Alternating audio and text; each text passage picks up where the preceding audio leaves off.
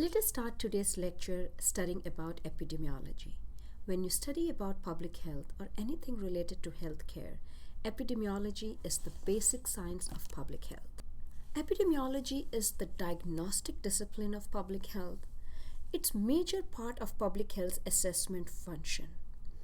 One of the things epidemiology does is that it investigates the causes of disease. When we figure out whenever there is an outbreak of disease, we want to know what were the causes. Was there a specific geographical area, or was there a specific group, male, females, people of certain ethnicity, people of certain origin, a certain age group are affected? That is what epidemiology studies. It also identifies trends in disease occurrence. Say, for example, we had flu in 2010.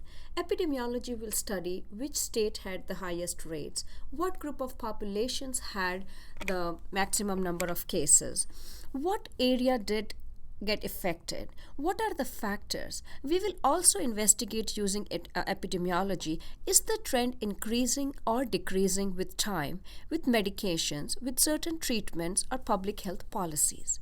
Epidemiology also plays a significant role in evaluating the effectiveness of medical and public health interventions. Basically, it's an observational science. It tries to observe, tries to see the trends, tries to identify the causes. What leads to this disease? Are there any predisposing factor? Are a certain group of people more prone to a certain disease? Let's take an example over here for cancer. There have been numerous studies documented that people who have been smoking for a certain period of time and certain number of cigarettes over the period of time are more likely to have this specific kind of cancer.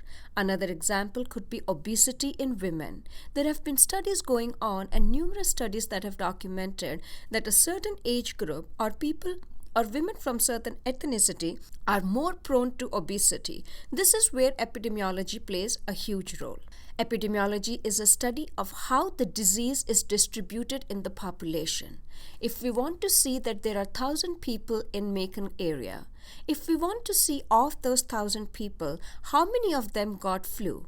What time of the year did they get the flu? How long was their flu symptoms present? This is how we will figure out when we use epidemiology. We also study the factors that influence or determine this distribution. Let's go back to the example of flu in Macon. We would like to see if there were college students that were more prone, were there women, were there children, was there a specific zip code, people living in a specific geographical area, are they more prone to getting flu? Does the insurance status of the population have an impact on people not getting timely flu vaccines and thus have a higher rate of flu? We also see when we use epidemiology, we also try to study why does disease develop in some people and not in others. This is where the intervention or the investigative part of epidemiology comes into picture. Basically, when we study the pattern of disease occurrence, these are the 4 questions that we will govern, that we'll pay attention to when using epidemiology. Who is getting the disease? When we say who, we will say a specific population, a specific age group, specific gender, people from ethnic minorities. So who is getting the disease is what we study, and when we study the patterns of disease occurrence. When did they get the disease? Was it long time ago?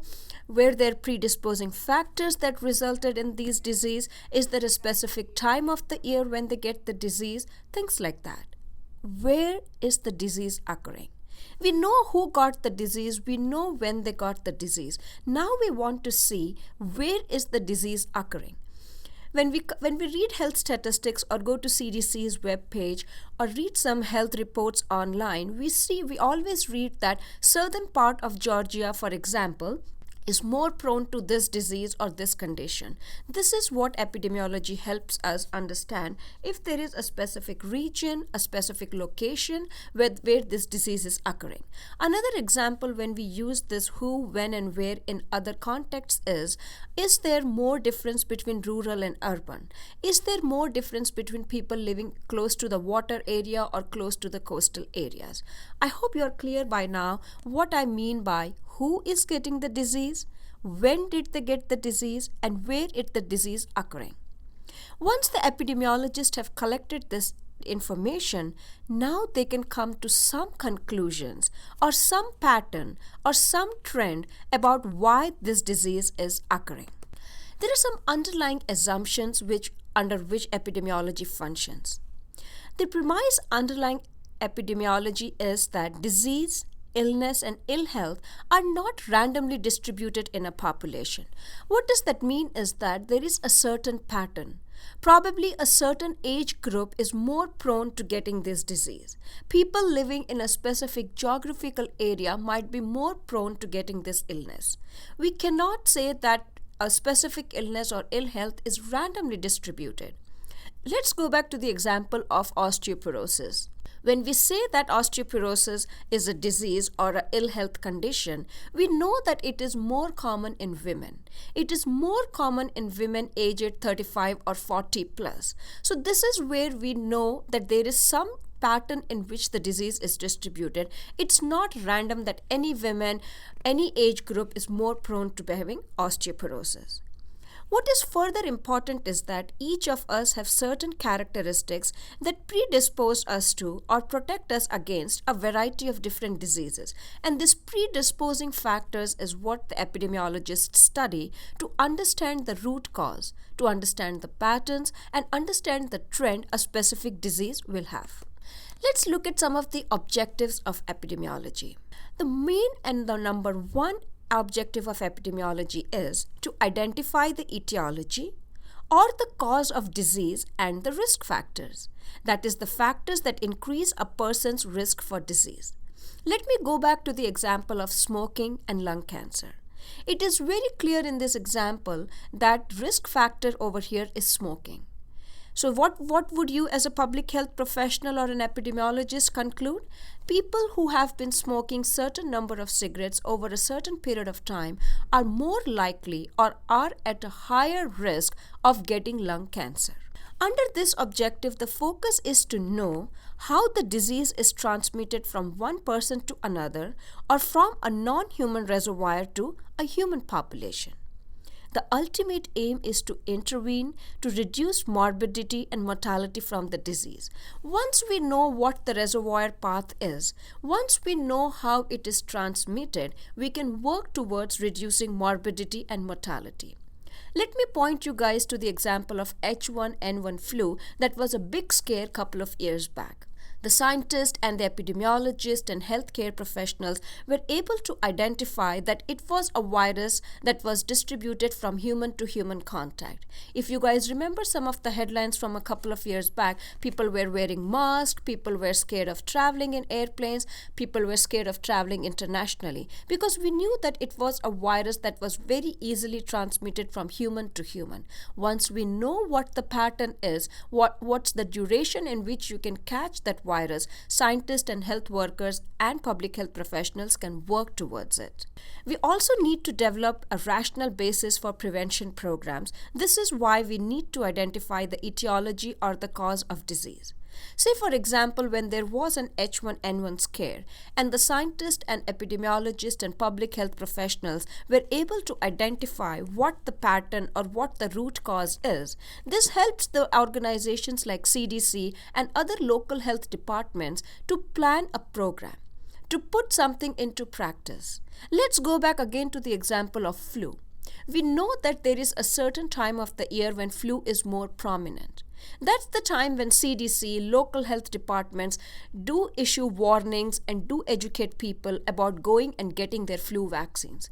Once we know how the disease is transmitted, what is the reservoir, what is the path the reservoir takes, we can develop a program that will help us prevent the disease and also reduce the morbidity and mortality.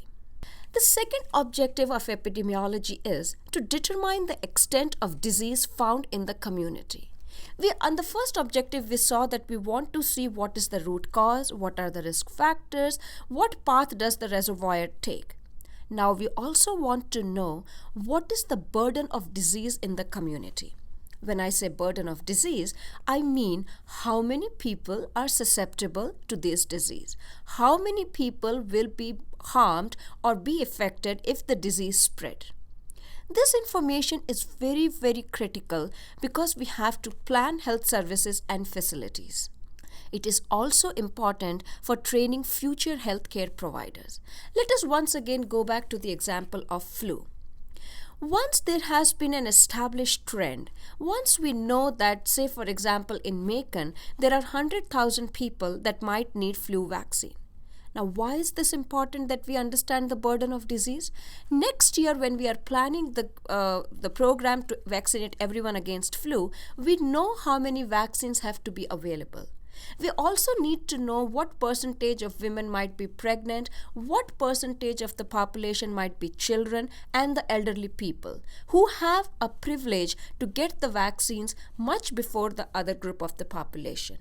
It is also important for us to know what percentage of the population comprises the health workforce, because health workforce have a compulsory requirement to get their vaccines. All these things determine the extent of disease found in the community and help us plan better and take care of the disease or the ill health condition. Also, epidemiology also deals with studying the natural history and prognosis of the disease.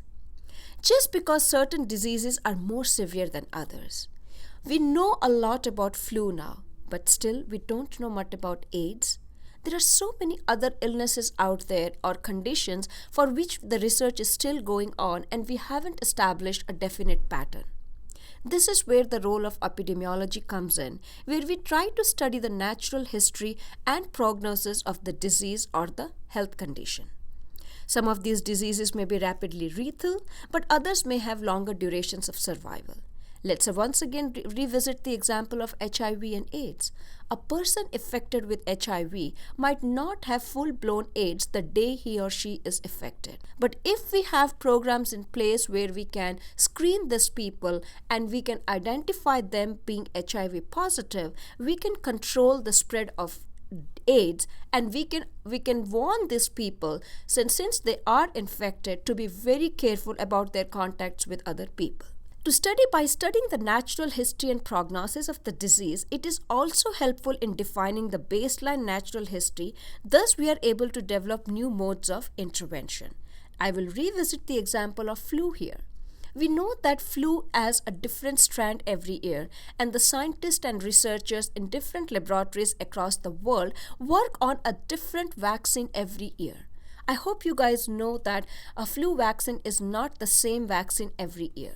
If you got a flu vaccine last year does not mean that you are immune to the flu next year, because the flu virus changes the strand every year and we need a new vaccine.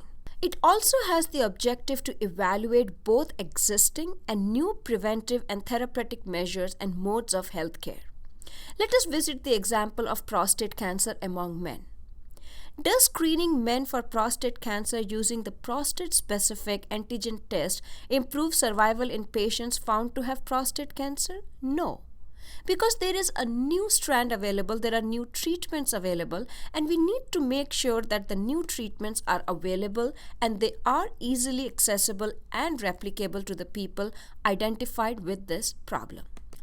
Epidemiology also has an objective to provide the foundation for developing public policy and making regulatory decisions relating to environmental problems. Environmental health has become a new and upcoming and very important part of public health. Through epidemiology, the epidemiologists have been able to identify which occupations are associated with increased risk of disease in workers and what type of regulations are required. One of very good examples in this regards is the asbestos. We all have heard about asbestos cleaning and asbestos present in the air vent as well as the buildings, especially in